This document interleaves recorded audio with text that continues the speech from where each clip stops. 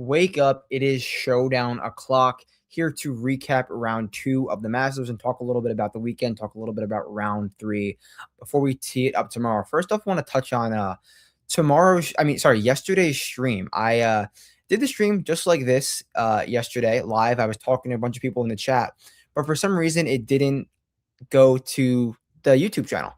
And people were texting me in the Discord, tagging me, saying, "Are you doing a show today? Are you doing a show today?" I was like, "I already did a show," and I was talking to you guys in Discord.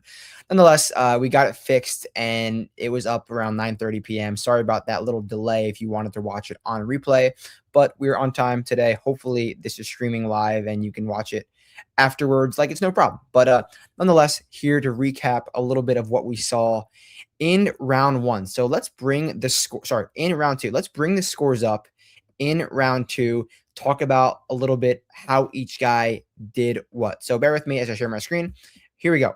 Rory, Tyrrell Hatton, Cam Young, Patrick Cantlay, Tommy Ladd, Chris Wrighton, and Wyndham Clark shot rounds of 68 or better. And some of those rounds came about late. Some of those, like Patrick Cantlay still on the golf course, probably finishing up right now as we speak. And Borgie, the Rory man, just finishing up with birdies on 17, 18 to 6. I didn't even realize it was 4 straight. I must have blanked because that round took a long time. The chip in on 17 was just unreal.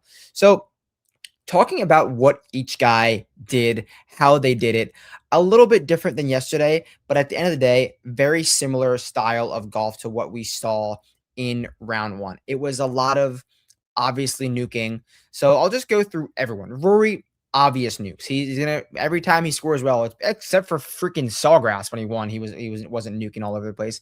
Rory nuked everywhere and had some solid iron play with some really serious around the green play to have that.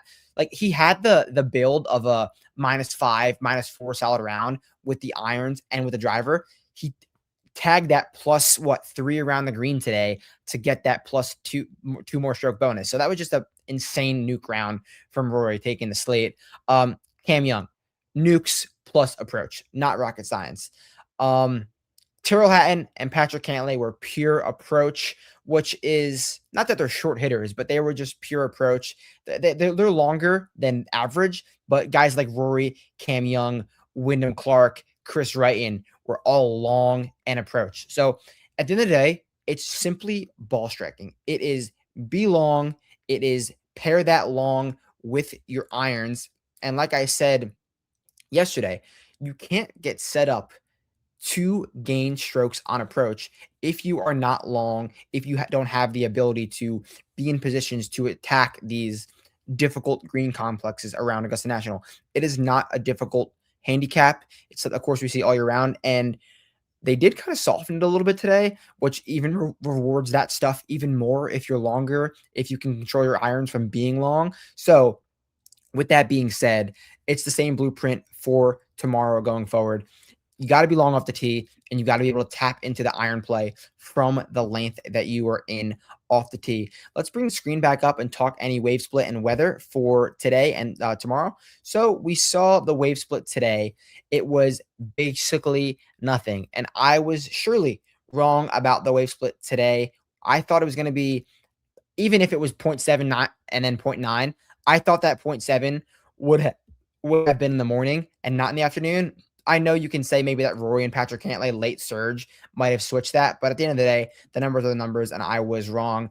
Looking at the weather for tomorrow, it looks pretty similar the entire day. Excuse me, the entire day. So guys are going to go out early. It looks to be the same that we saw today. If you are going out early, there's going to be one guy, 2 guys that have a nice round going out around 8 a.m. that can get in before the gusts pick up from 11 miles an hour. But at the end of the day, this is as good, as easy as Augusta National is going to get, especially if they put more water on the golf course, which I don't know if they're going to do. I don't think anyone can guess that unless you're inside the ropes. But the weather forecast is like, if you're hitting your spots, if you're long off the tee, you have every ability to gain on approach, to gain from being long. So I really don't see much of a wave slip because these guys are going off 8 a.m. are, I guess, the worst players in the field, the worst players who made the cut. So I wouldn't really be chasing anyone down below. Obviously, 2 or 3 guys are going to post really good scores, but The PM is not going to be difficult at all, like we see in some weeks. So that's what I'm thinking about. So that's what I'm thinking so far. Fairly similar all day. Not trying to chase anything in terms of a wave split for tomorrow.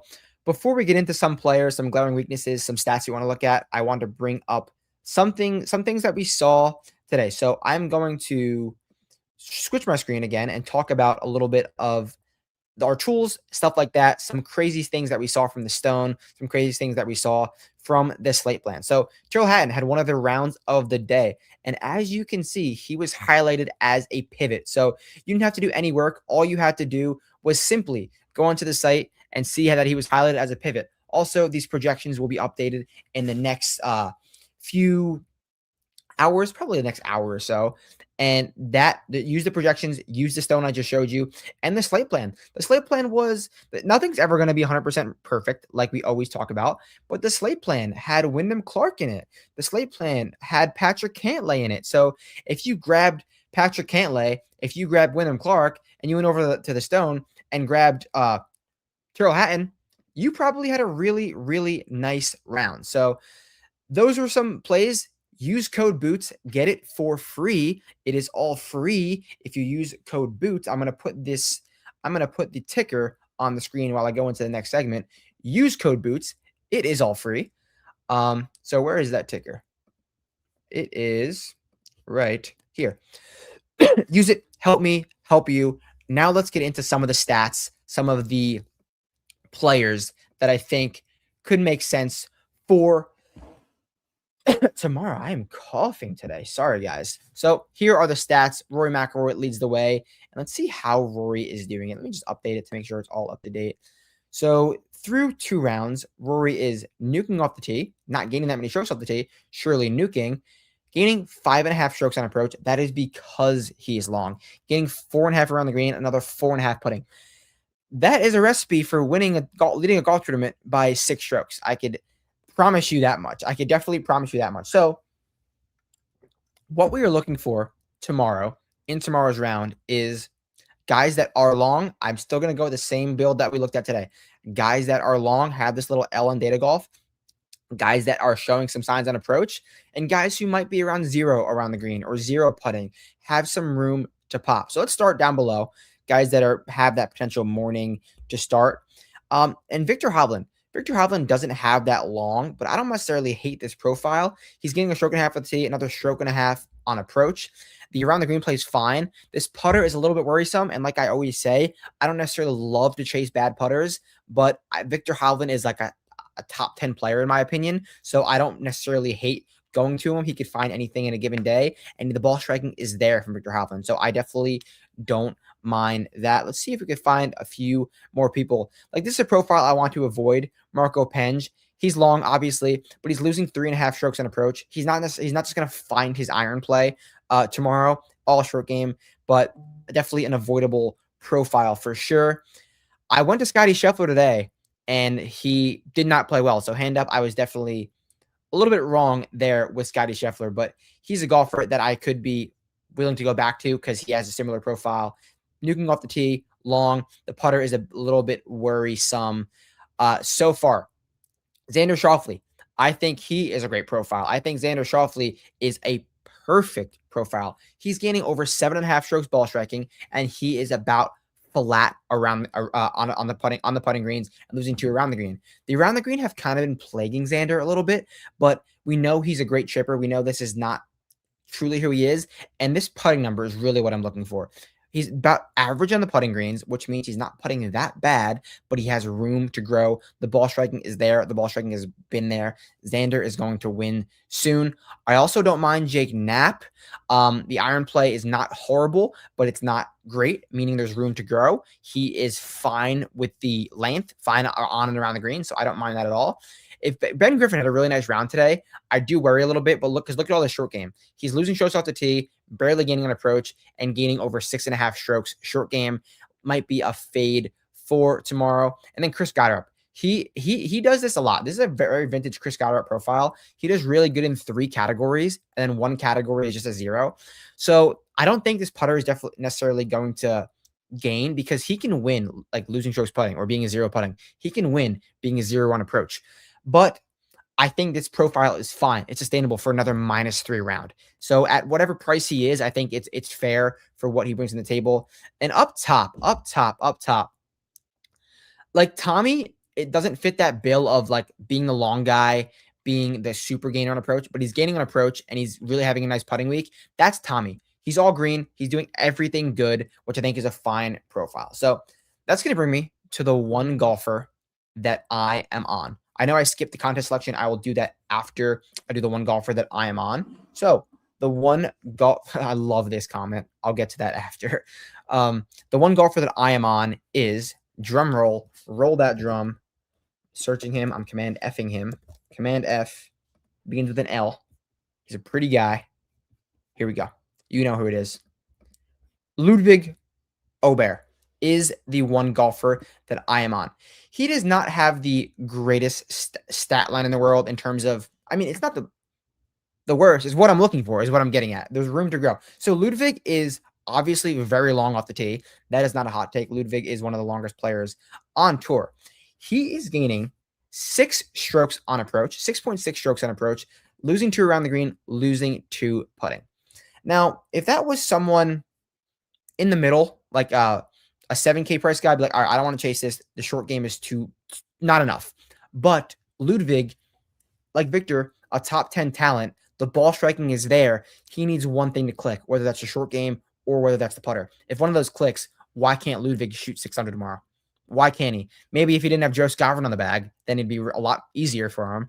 I have a lot more conversations about that. But Ludwig is the one golfer that I am on for tomorrow. So in terms of contest selection, there is 100K on top of the 555, but the one contest that I think you should play in tomorrow, it's Masters week, throw in $100, is this $100 single entry 40K long drive. Love the payout structure. Only 444 people in there. First place pays 5K and 10th place pays $500. So very fair, very even payout structure. You get a little different. You can definitely beat 444 people. So I don't mind that at all as the contest of the day for tomorrow. So what I need you to do, get to the site, use code BOOTS, use the Slate plan, use the Stone, and use the projections. Not one of them is going to be correct, like I said. But if you use all 3 of them, you can definitely find the 6 nuts of the day. So every day, one of them has it. Every single day, one of them has it. So use that code BOOTS, get to it. I am digging the new Bill Murray. I have not listened to it all yet, but I love Johnny, love Attack, love Beartooth, love everything that those 3 have done. Going to see Bill Murray soon. And as always, the song of the day for today's podcast, as we always do at chipination.com, is Sister with a Gun by CU Space Cowboy. Check it out. Check out the playlist.